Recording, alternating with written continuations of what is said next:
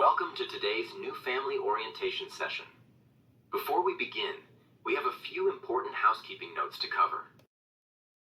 La traducción al español para esta sesión es proporcionada por Wordly, una herramienta de traducción en tiempo real. Para acceder a este contenido en español, haga clic en el icono del globo en la barra de herramientas del lado derecho de la pantalla y seleccione Español en la lista de opciones de traducción. Today's session is being recorded. Recordings will be available approximately 3 hours after the session ends. You can find session recordings in your session schedule or in the on-demand page of the Hub. To ask questions during this session, click on the Q&A button in the panel to the right of your screen. We'll answer as many questions as we can, either during the session or at the end. You can submit questions anonymously. Please don't share any personal information in questions, as questions will be visible to all guests. If you see a question in the Q&A panel that you want to see answered, upvote it to let our team know. Lastly, we ask that you please join us in upholding and promoting UC San Diego's principles of community, and in keeping our community free from any and all forms of discrimination and harassment. Now let's get started with today's new family orientation session. Good afternoon, good evening, or good morning from wherever you may be joining us for today's session, Safeguarding Your Student's Record. Now, I have the pleasure of being today's moderator for this wonderful session that is not only a part of our new family orientation hub, but is specifically part of our track for our International Parent and Family Orientation. My name is Dan Perez. I am the Associate Director for the Office of Parent and Family Programs. And I'm excited to be able to be here today with an excellent panel of experts from all across the campus who are here to talk about how the university works in tandem with families to keep students safe. And I'd like to talk more about that in the purpose for today's session. What we are going to cover is the importance of student privacy and ensuring that those records are kept safe. We'll talk about potential scams and fraud that target college students and how they may impact international students and families in a unique and different way than it may to those domestic students. And also cover all of the resources, pathways for students to get assistance, and also the need to knows on how students may work to prevent falling victim to a scam or having their records fall into the wrong hands. And without further ado, I'd like to bring up that panel of experts that I spoke about who will be providing today's in-depth information and have them introduce themselves. Hello, my name is Grace Fuller. I use she, her pronouns. I serve as the Interim Assistant Director of International Services and Engagement Office, and I'm so excited to join you today. Greetings, everybody. I'm the Chief Privacy Officer. My name is Pega Parsi, and I use she, her pronouns. Hello, my name is Santos Pinado. I'm a corporal with the UC San Diego Police Department. And hi, everybody. My name is Pachia Vu, and I'm an Assistant Director with Student Financial Solutions, and I'm excited to be here with you today.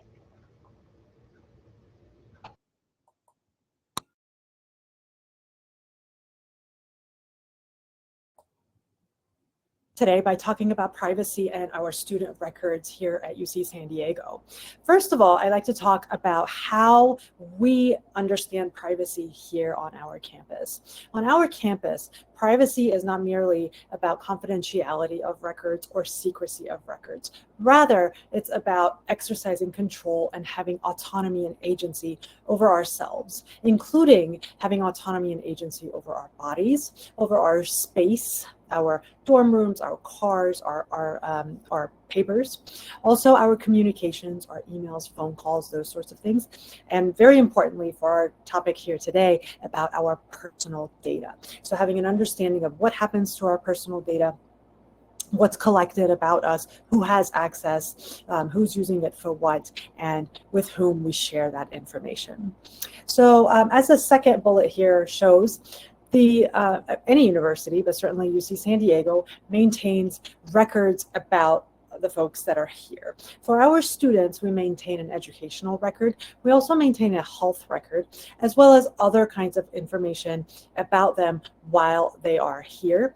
We use that information to provide various services to them, whether it is registering them for classes, making sure that they are set with housing and dining, making sure they have the services that they need around campus recreation, for example, or making sure that they have access to career services and things like that. So a lot of information that we have about our students here.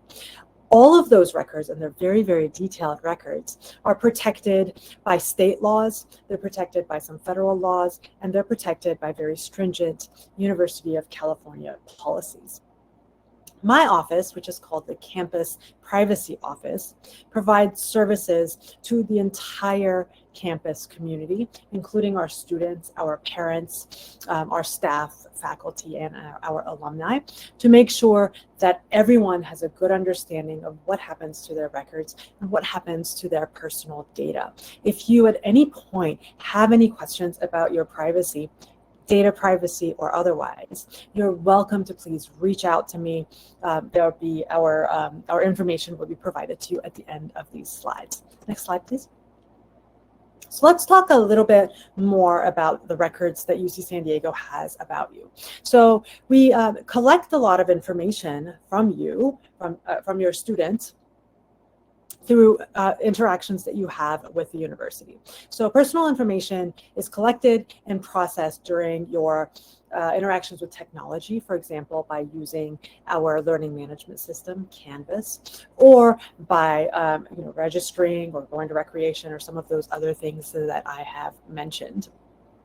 The information we collect about you, the information really any entity collects about you. This isn't just about universities. Your information is collected by many entities as you go about the world, right? Social media, your web browser, the apps that you have on your phone, your healthcare provider, security cameras as you go about your day, are all collecting bits and pieces of information about you, which can be packaged into a profile of you.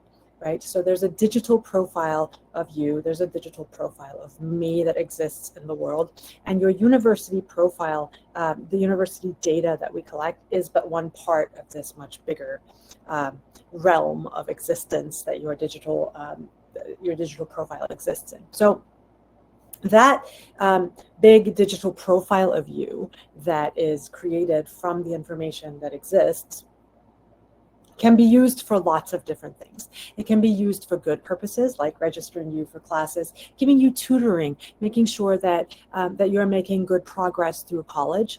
It can be used for research purposes. It can be used also for nefarious purposes, such as defrauding you or manipulating you or making you do something that you wouldn't otherwise want to do. So for that reason, we want to be very, very protective of that personal data, of that digital profile of you. Now, a lot of the scams and the identity theft that you will hear about today are based on information that exists as part of your digital profile.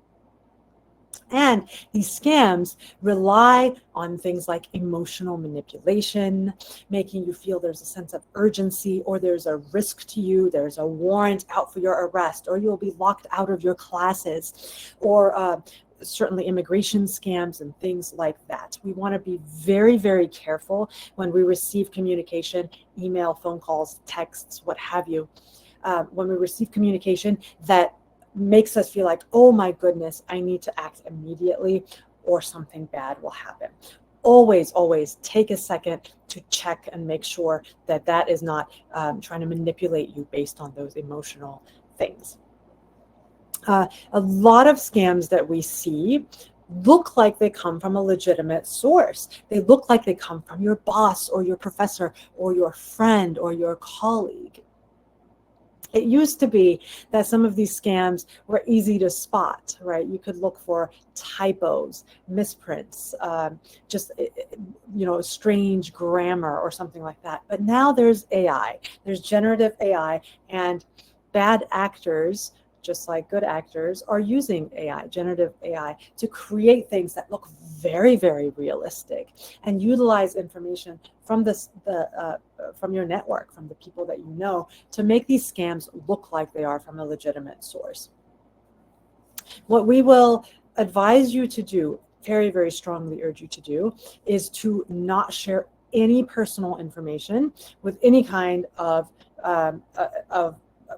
technology platform, no websites, no apps, nothing like that, or with people that you do not know and you do not trust. Now, again, if you receive, for example, an email or a text or something from a colleague, a friend, or professor or whatever, and it's asking for personal information, always verify that you're actually providing that information to the person that you think you're providing the information to.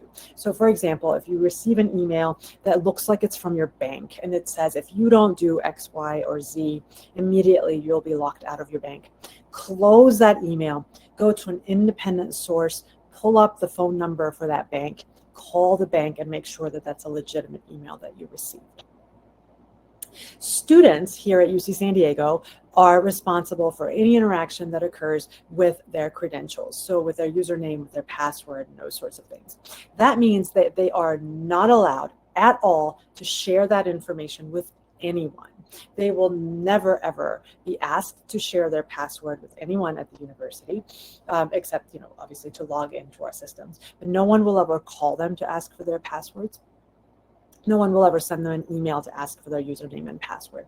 They're also not allowed to share that with a friend or roommate or family, not even their parents. Now, I know I'm very, very close to my parents.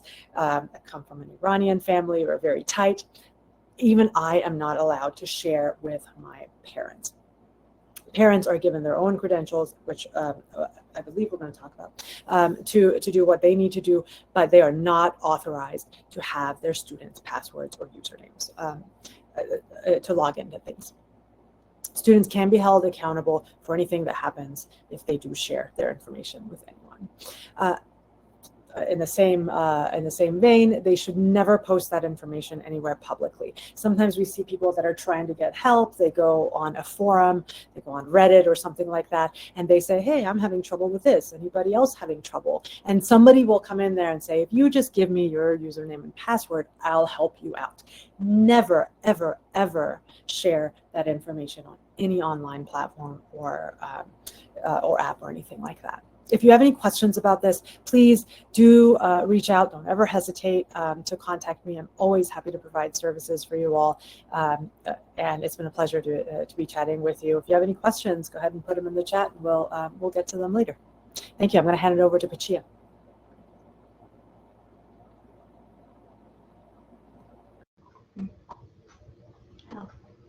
Hi, everybody. So we're going to talk a little bit about your student accounts. So privacy is a team responsibility. It is everybody's responsibility. For our students, we're going to say this so many times: do not share your online credentials with anybody at all. Not your parents, not your family, not your friends. Those are your credentials that you're going to use to log into your accounts. So it should not be shared with anybody. Now, when you're needing to pay your campus bill, we also advise that you only use UC San Diego approved forms of payments. And you can find all of those at sfs.ucsd.edu. Don't use any other form of payment that is not listed on our site. Do not use any third-party vendors. Anybody that's saying, if you pay us, we will pay the university. Don't do it. Again, only use the approved form of payments that are listed on our site. And then finally, don't ever disclose any financial information to other people. Keep all of that information private. Now, for our parents, if you are wanting to or needing to view your student's bill, then the safest way is for you to have your student authorize you as a payer on their account.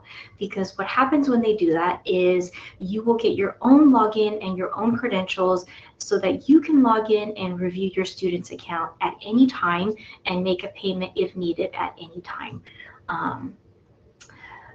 This is also, the way that your student can do this is they can head to tritonpay.ucsd.edu, and we've got instructions there on how they can authorize you as a payer so that you can get the access that you need. We also recommend parents that you maintain regular communication with your student about their account.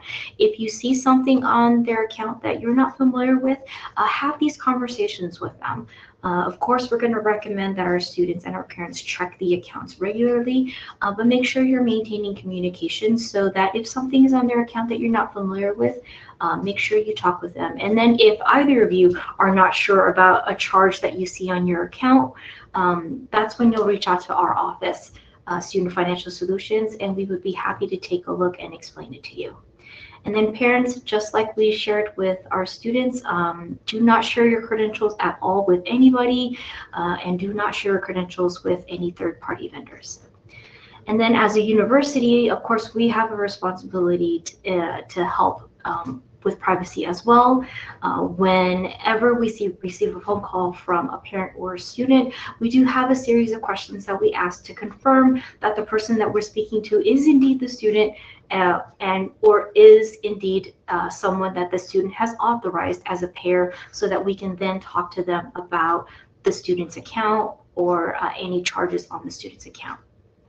We also have a responsibility as a university to make sure that our technology is, updated so that it's secure and protected for all of you. Next slide, please. So just some, recommendations and best practices. Again, when making a payment to your university bill, only use the accepted form of payments that are listed on our website. UC San Diego does not offer any type of discounts or reductions on tuition or fees. So if you are contacted by a company, a third party that says, if you pay us, we'll pay the university and we'll, take off 10% of the tuition, do not believe it. We do not offer any discounts. We have two portals for Triton Pay. You're either going to log in, if you're the student, through the student portal, or if you are an authorized payer, you will log in through the authorized payer portal. All of it is Triton Pay. It's at tritonpay.ucsd.edu. There's no other way to get into your account to pay. So that should be the only portal that you are using to pay for your account. And again, do not share your credentials. Keep them in a very secure place. Do not post them publicly anywhere. Your credentials are very, very important and private and should not be shared. Now, if you think that you've been scammed or targeted, please reach out to one of us. Contact UC San Diego Police, contact the International Students and Programs Office, contact our office, reach out to one of us, and we would be happy to help you. We can check your student account for activity, but definitely reach out, and any one of us would be happy to assist.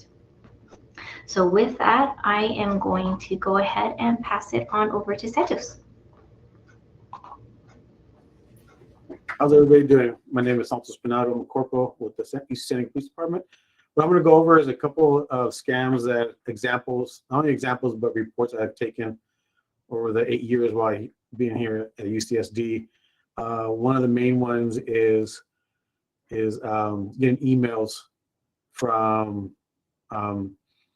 saying that your visa has expired, or if your visa is no longer valid and there's a warrant out for your arrest, and if you don't send us $20,000, that somebody's going to go to your house and pick you up.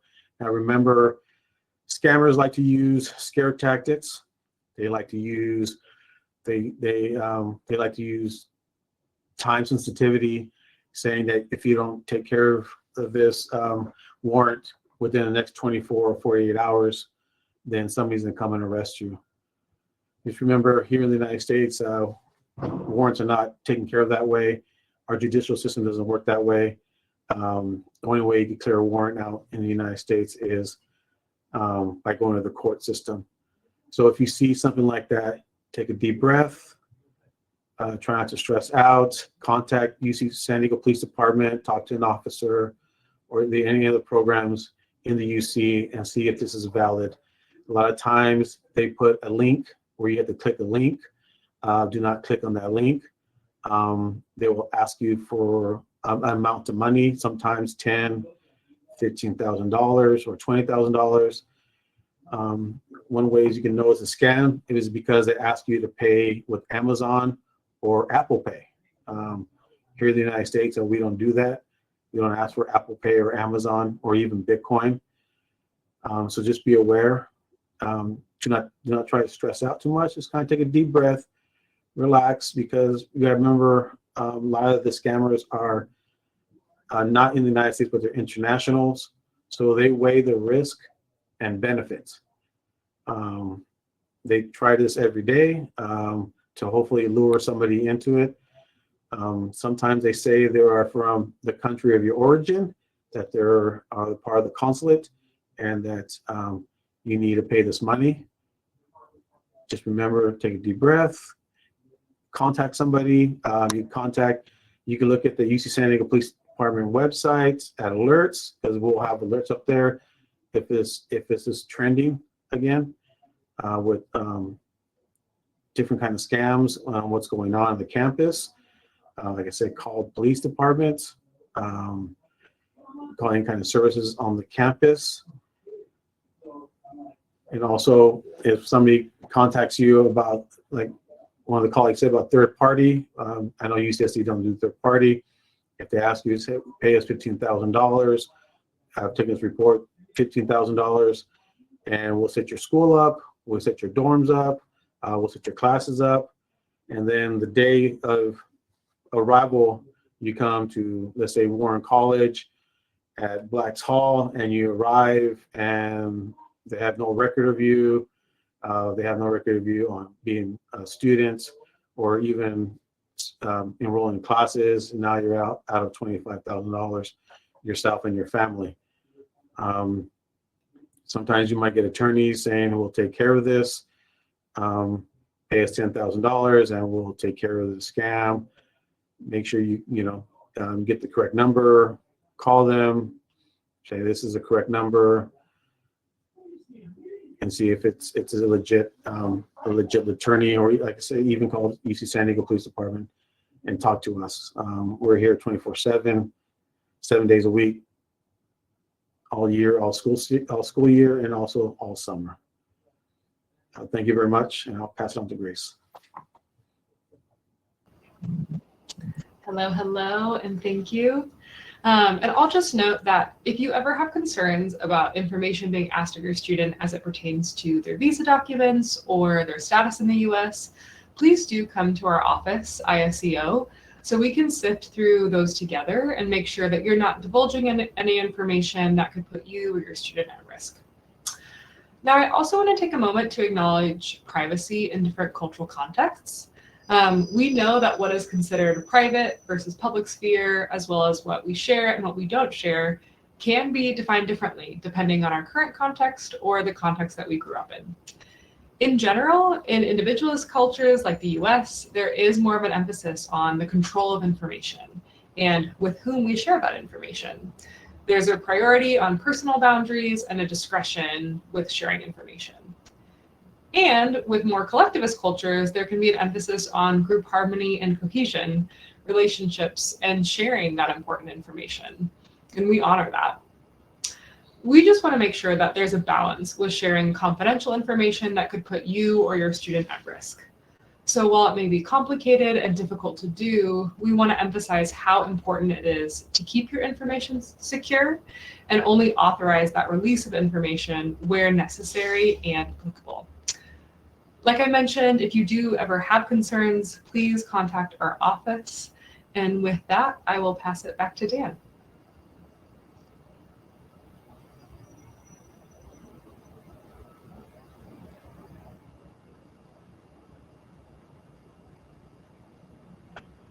Thanks so much, all.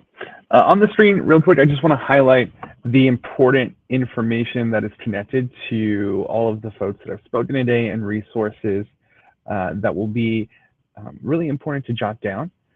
And also bring to your attention that inside the New Family Orientation Hub, there's lots of on-demand resources that you can access.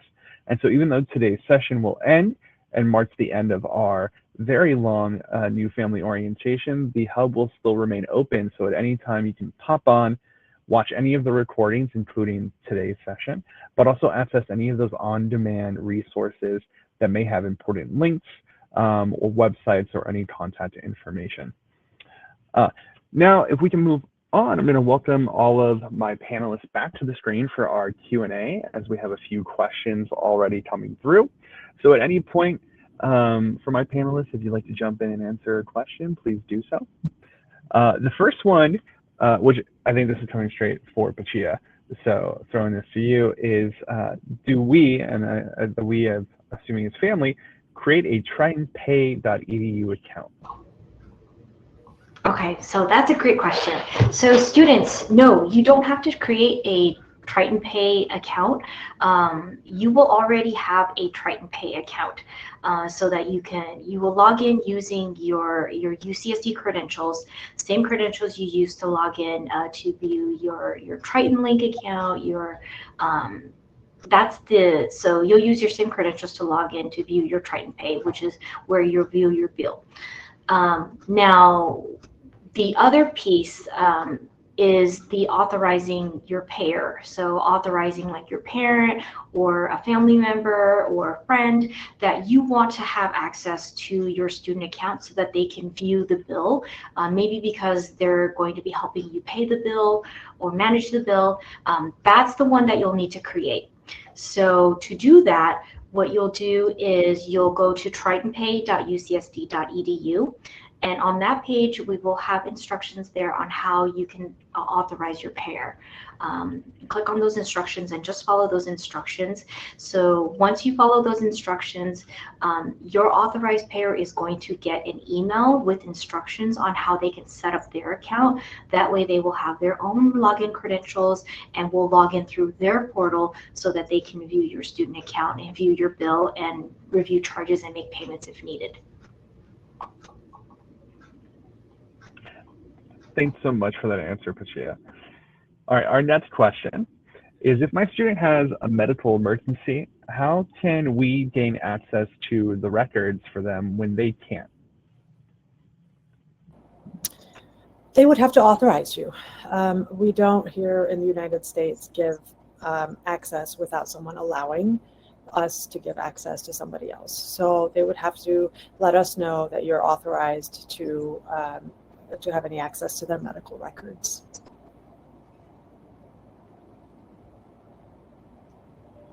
And they would have to, obviously before the emergency.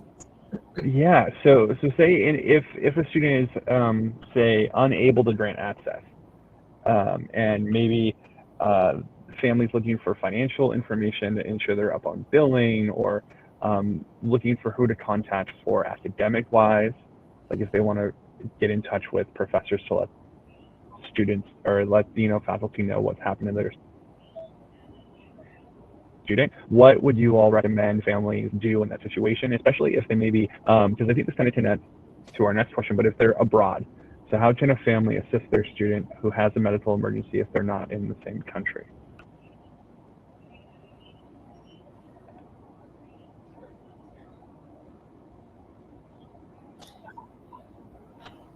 So I can answer at least part of that question. So again, we don't release information about a student without their authorization to anyone. So if you already know information about them, that they've had a medical emergency and you need to reach out to the different offices, you can reach out to the different offices and they can help you get to wherever you need to be. They're not going to disclose information to you, but you are welcome to disclose information to them to help them, either with billing or with class information or what have you. But what you can do if a student does fall for a scam, I'll leave that to some of my colleagues here to help respond.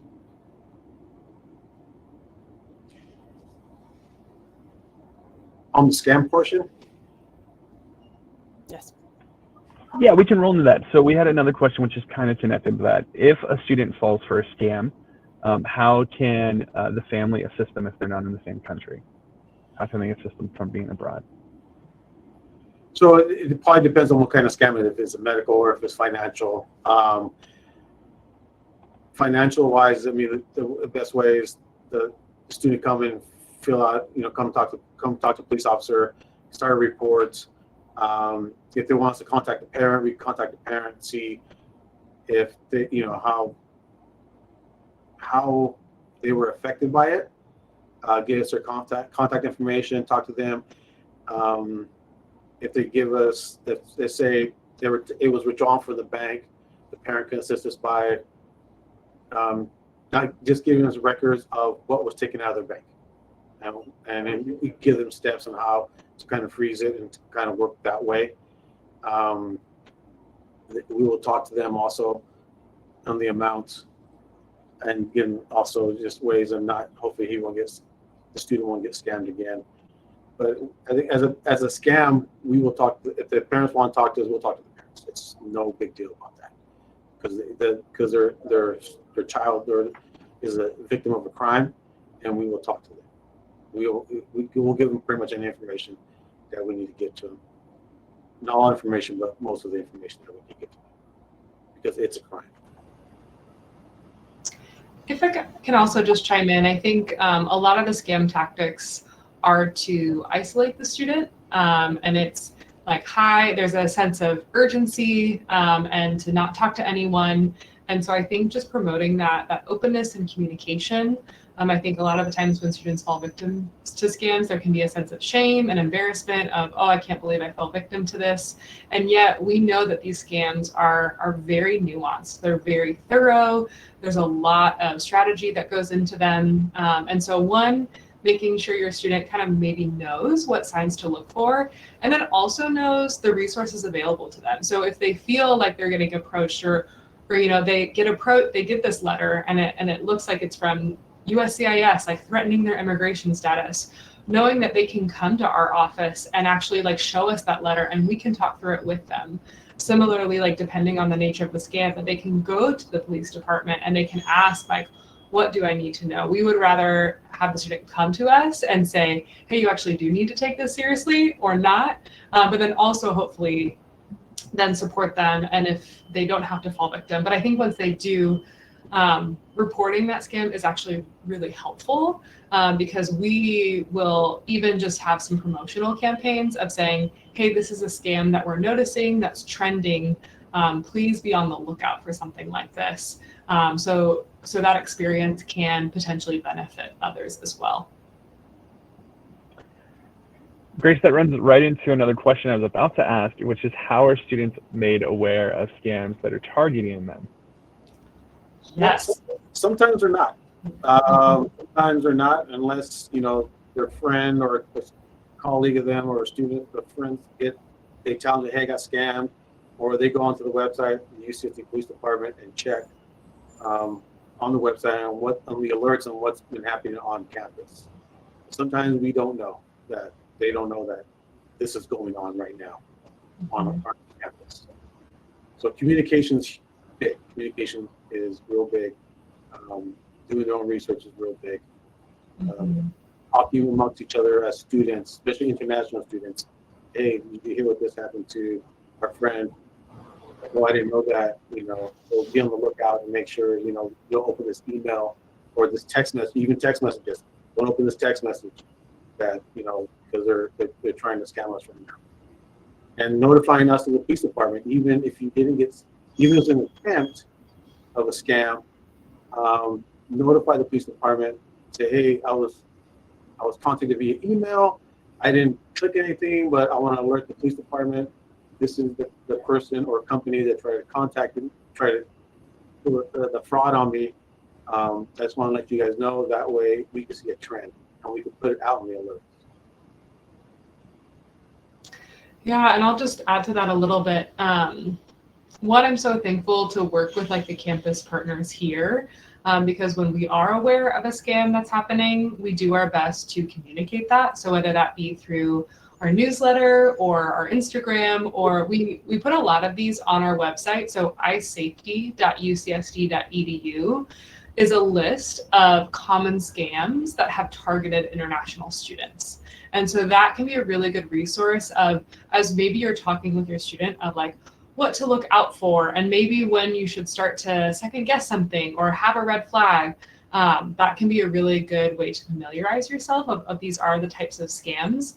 However, to Corporal Santos' good point, I mean, obviously scammers are always trying to find a scam that no one has done before or is easy to fall victim to. And so as much as that openness of reporting that scam, and even if it's like, I'm not sure if this is one or not, or I didn't click on the email, still sharing that information can be really helpful, because we then kind of add it to our repertoire, and then we'll post it in our recent communication. So I guess my final thing is encouraging your student to read those newsletters. I know that we get a lot of emails and a lot of newsletters, but as much as possible, we're trying to put this type of information in there to spread that awareness.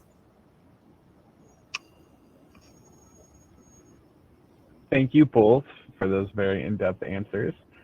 We have another question that's kind of circling back, and I don't know, Grace, this may fall to you, but how would a parent go about the process of their student authorizing access to their medical records? So if an international student would like to provide access, is there a recommended process for students and parents to go through? I'm actually also curious to what Pega would answer this. Again, like the student would have to release information. And so if it's medical records as it pertains to their time in the US, it also depends like where they receive that medical care. So for example, if they went to the clinic on campus and student health and well-being, that has a certain process. So students are automatically enrolled in UC SHIP and then have access to that. However, if they go to a different hospital or provider, so I think it somewhat depends on the context of it. But again, I think similarly, the student would have to initiate that release of information, saying, I am authorizing my parent to have access to this information. So if that is something that you and your student are interested in, starting that conversation, because in almost every scenario, it will need to be student initiated. That's right. I'd answered it for somebody else. I typed out the answer, but didn't say it verbally. Grace is absolutely right. It depends on where they receive that treatment. If it is outside of UC San Diego, we don't have any, we don't have any control over that. So, for example, if they're traveling around the U.S. or something, and they're in LA and they go to a clinic or a hospital or something like that, you'd have to reach out to that entity. However, if they're here at UC San Diego and they are at student health, for example, then, as Grace said, everybody has a student health account, and there's an app that students have where they can see their medical records, they can interact with their physician, with their nurses, with their psychologists, therapists, anything like that. And there I don't know exactly where it is on the app, but there are forms available on the app or on the website that allow them to authorize a release of their information. We can also just call student health and ask, or walk into student health and ask, and they'll be helped with that. Yeah, thank you both. And as they mentioned, it's always going to have to start with the student-initiated process on any of those aspects, be it for medical records or other records. Mainly because, again, as we've stated, everything's going to flow through the students. They're the keepers of all that information. And I know that there's another question coming in that is asking thoughts on recommendations for power of attorney for students, and how that process may affect the release of records. So if a family has power of attorney for a student, does that change how records are released to the family?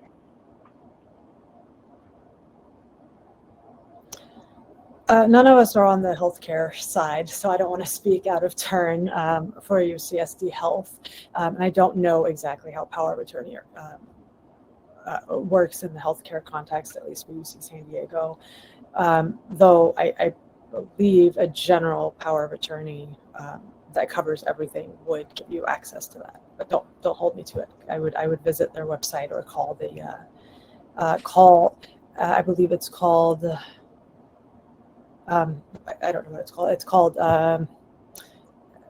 health information or health records or something like that. So you can reach out to them and they'll tell you when and how they can release information.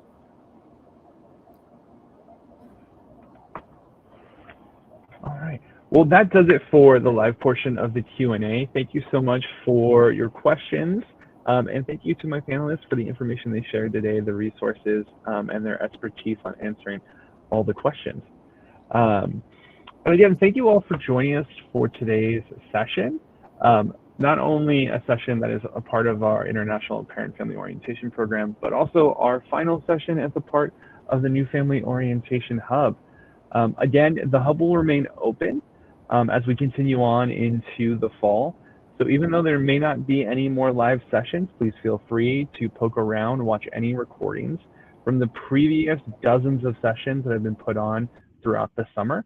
And also access any of the on-demand resources that are available also within the hub.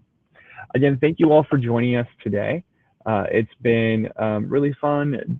I would say fun hanging out with these experts, but not necessarily talking about fun stuff like scams and keeping records private, but really important need-to-know information specifically, not just for all students, but primarily for the international students and their families and how they are unique to handling this situation. So thank you so much for your time and attention and supporting your student.